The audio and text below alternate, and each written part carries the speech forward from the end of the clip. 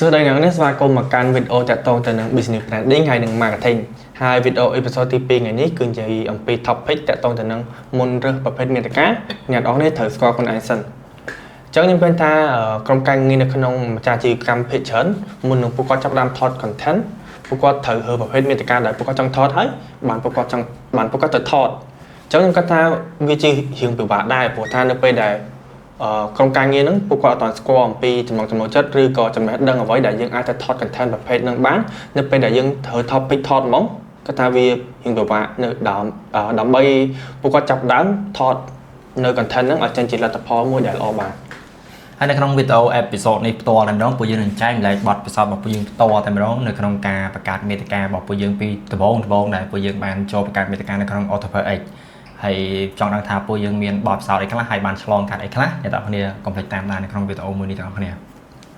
អូខេអញ្ចឹងខ្ញុំចង់សួរពី character របស់ហងឯងហ្មងនៅពេលដែលចាប់ដើមថត content នៅ Autopilot X ដំបូងហ្មងហើយមានលក្ខណៈថាផលវិបាកឬក៏អ្វីដែលហងឯង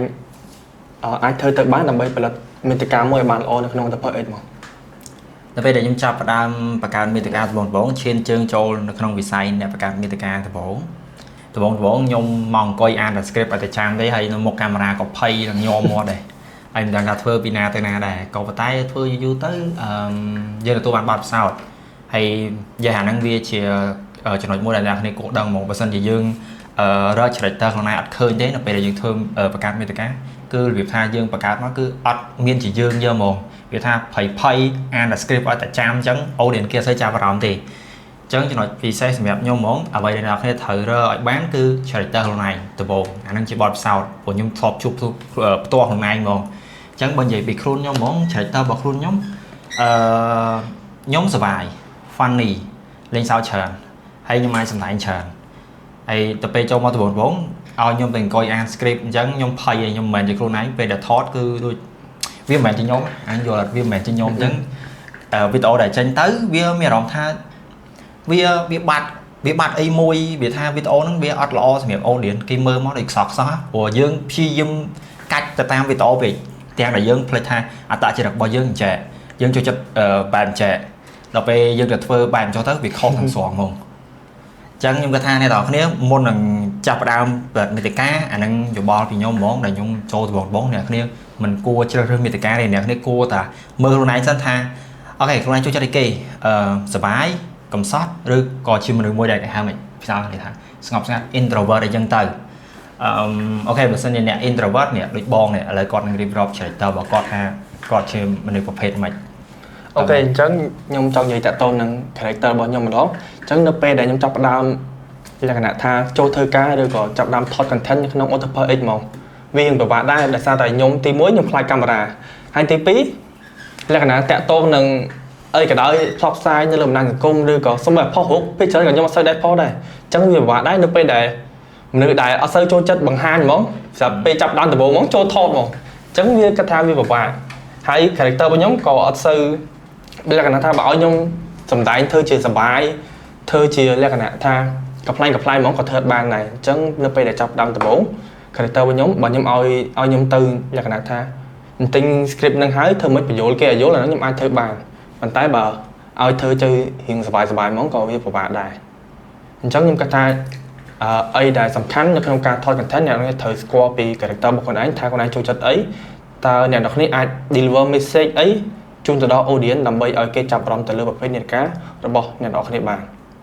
អូខេមួយទៀតបើសិនជាអាហ្នឹងបទពិសោធន៍របស់ខ្ញុំផ្ទាល់ហ្មងណាបើសិនជាអ្នកនរគ្នាអត់ទាន់ដឹងថាអ្នកគ្នាមានចំណងចិត្តអីទេហើយចូលចិត្តផលិតមាតិកាបែបណាទេតើចរិតខ្លួនឯងបែបណាទេអ្នកនរគ្នាផ្សាកធ្វើវា2-3វីដេអូទៅហើយអ្នកគ្នាព្យាយាមដូរ content ទៅហើយអ្នកគ្នាគិតថាមួយណាល្អសម្រាប់អ្នកគ្នា content ដែលអ្នកគ្នាធ្វើ2-3ហ្នឹងហើយមួយណាដែលធ្វើទៅ audience ចាប់អារម្មណ៍ច្រើនជាងហើយអ្នកគ្នាពេញចិត្តការធ្វើអូខេ ready មួយវាទៅអាហ្នឹងវាជាចំណុចល្អដែរសម្រាប់អ្នកទាំងអស់គ្នាអូខេបកមកវិញការរើស character ឲ្យត្រូវជាមួយនឹង content វាសំខាន់ណាស់ឧទាហរណ៍ថាមនុស្សសប្បាយធ្វើ content បែបសប្បាយទៅអាហ្នឹងវាជា character របស់យើងហើយវាធ្វើទៅវាសប្បាយចិត្តដែរហើយអ្នកដែលដូចបងអញ្ចឹងគាត់ introvert ធ្វើបែបជា information ស្ងប់ស្ងាត់បែបគាត់អញ្ចឹងទៅអាហ្នឹងវាល្អសម្រាប់រៀងខ្លួនរបស់យើងតើបងអូខេអញ្ចឹងខ្ញុំចង់សរុបមកវិញហើយចង់និយាយថាធ្វើម៉េចនៅពេលដែលពួកខ្ញុំ ដែលមាន character ខុសគ្នាតែខ្ញុំអាចបង្កើត content មួយដែលចេញបានទៅល្អនៅក្នុង Author X អញ្ចឹងតាក់ទងទៅនឹងដូចហងអញ្ចឹងហងគាត់បង្កើតសម្ដែង funny ច្រើនអញ្ចឹងនៅក្នុង content ខ្ញុំចង់ឲ្យគាត់ជាអ្នកចាប់ដើមក្បាលដំបូងឬក៏យើងហៅថា hook ហ្នឹងធ្វើម៉េចតាក់ទាញ audience ដើម្បីឲ្យចាប់អារម្មណ៍មកមើលមាតិកានឹងទាំងមូលហ្មងហើយចំណែកខ្ញុំវិញ character របស់ខ្ញុំគឺជាអ្នកដែលផ្ដល់គុណតម្លៃឬក៏ give value to the audience អញ្ចឹងខ្ញុំព្យាយាមចែករំលែកបទពិសោធន៍ឬក៏ចំណេះដឹងផ្សេងៗនៅក្នុង content មួយហ្នឹងហើយនៅពេលដែល hook វិញគឺហងលក្ខណៈថា CTA ធ្វើម៉េចដើម្បីតាក់ទាញចំណាប់អារម្មណ៍ឲ្យចូលមក comment ឬក៏ឲ្យចូលទៅធ្វើតាមអ្វីដែលយើងចង់បានហើយលទ្ធផលយើងទទួលបានមិនដែរក្នុងការបង្កើត content ហ្នឹងលទ្ធផលដែលយើងទទួលបានគឺយើងទទួលបានការមើលវីដេអូដែលបានច្រើនដែរដោយសារតែពួកយើងមានគ្រប់គ្រឿងនៅក្នុងហ្នឹងថាយើងមាន character 2នៅក្នុង content តែមួយមានទាំងពីបែបអប់រំក៏ដូចជា funny ចែកនៅទៅកាន់ពួកគាត់អញ្ចឹងពួកគាត់មើលវីដេអូហ្នឹងវាអត់សាមទេអញ្ចឹងអានេះវាជាចំណុចល្អដែរបើសិនអ្នកគ្នាចង់បង្កើតមាតិកាហើយមានក្រុមការងារក្នុងការបង្កើតមាតិកាយើងអាចបែងចែក character គ្នាអញ្ចឹងទៅព្រោះអ្នកមើលមកមានទាំងតួអង្គសប្បាយមានទាំងតួអង្គបែបផ្ដោតចំណេះដឹងអញ្ចឹងវីដេអូមួយហ្នឹងគឺមើលមកពួកគាត់មើលមកគឺអត់សាមទេហើយទទួលបានទាំងចំណេះដឹងបានទាំងភាពសប្បាយរីករាយដល់អ្នកមើលទេផងអូខេចុងក្រោយសង្ឃឹមថាអ្នកនរគ្នានឹងយកបបផ្សាយរបស់ពួកយើងទៅ apply ទៅលើអាជីវកម្មរបស់អ្នកគ្នាព្រោះវាជា strategy ឬក៏ជាបបផ្សាយដែលពួកយើងបានជួបផ្ទាល់តែម្ដងអញ្ចឹងខ្ញុំសង្ឃឹមថាអ្នកគ្នាអាចនឹងទទួលបានបបផ្សាយរបស់ពួកយើងថ្មីហើយទៅ apply លើអាជីវកម្មរបស់អ្នកគ្នាដូចគ្នាហើយចុងក្រោយខ្ញុំចង់ឲ្យអ្នកនរគ្នា comment នៅ character របស់ក្រុមការងារឬក៏របស់អ្នកនរគ្នានៅខាងក្រោមវីដេអូនេះហើយយើងជួបគ្នានៅវីដេអូក្រោយ